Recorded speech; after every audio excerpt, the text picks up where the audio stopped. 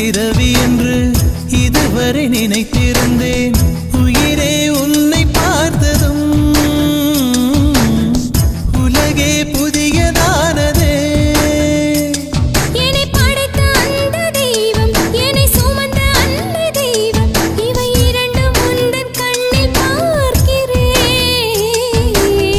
பருவங்கள் ஓடிப்போம், உருவங்கள் மாறிப்போம். உன் மீது கொண்ட